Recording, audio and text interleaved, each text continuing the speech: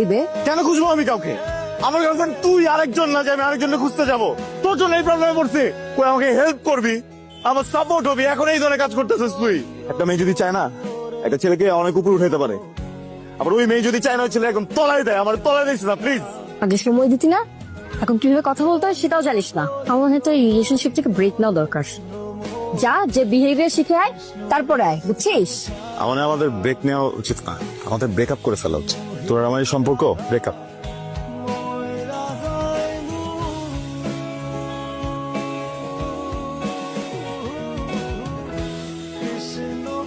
Excuse me, আপনি আবার আসছেন? আপনাকে আমি বলছিলাম এগুলো নিয়ে আমার কোনো ইন্টারেস্ট নাই।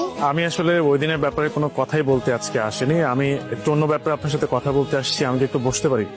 আসলে সব ধরনের সম্পর্কই তো ব্রেকআপ হয়ে যায়, কিন্তু ব্রেকআপ হয় না শুধুমাত্র ফ্রেন্ডশিপটা।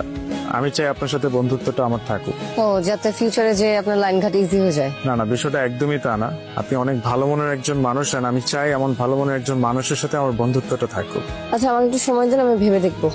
ঠিক আছে, টেক ইউর টাইম। বাট আমি আজকে আপনাকে একটা কথা বলতে চাই। সঞ্জু আপনার বয়ফ্রেন্ড, রাইট? আপনি সঞ্জুকে কিভাবে ছিলেন? কিছুদিন আগে ফেসবুকে আমি একটা পোস্ট দেখি, ওরা রিলেশনশিপ ডেভেলপমেন্টে কাজ করে, মানে কন্ট্রাক্ট রিলেশনশিপে কাজ করে। আমি হয়তো আরো কিছু কথা বললে আপনার বিষয়টা ক্লিয়ার হয়ে যাবে। আমি সঞ্জু, মানে আপনার যিনি বয়ফ্রেন্ড, তাকে আমি আপনার ছবিটা দেখাই। দেখানোর পর আমি ওকে বলি যে আমি এই মেয়েটার সাথে প্রেম করতে চাই, আই লাভ হার, এন্ড আমি এই মেয়েটাকে বিয়ে করতে চাই। আমি জানি সঞ্জু আপনার বয়ফ্রেন্ড, সঞ্জু আমাকে কোনোভাবেই এটা ডিনাই করে না, ও বিষয়টাকে আরো একসেপ্ট করে নেয়। ও বলে যে টাকার বিনিময়ে আমি আসলে এই ধরনের কাজ করে থাকি, সো আমি টাকার জন্য এটা করব। আমি ওকে বলেছি যেহেতু পিঙ্কি আপনার গার্লফ্রেন্ড, আপনি চাইলে অন্য অপশনে যেতে পারেন, আমার কোনো প্রবলেম নেই, আমি তো আপনাকে টাকা দিচ্ছি। বাট ও নিজে থেকে আমাকে বলে যে ওর মতো কোনো মেয়ের সাথে ব্রেকআপ করে ফেলে আমার কোনো যায় আসে না। I am being honest with you.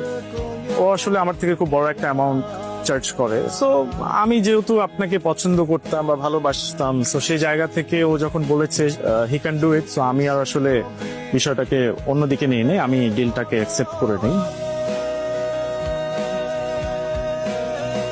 Excuse me, আপনি সেদিন যেন কি বলছিলেন? না, আমি আসলে সেদিনের ব্যাপারে কথা বলতে চাচ্ছি না, আমি এটার জন্য সরি ফিল করি। না না না, বলেন না, কি জানি বললেন সেদিন।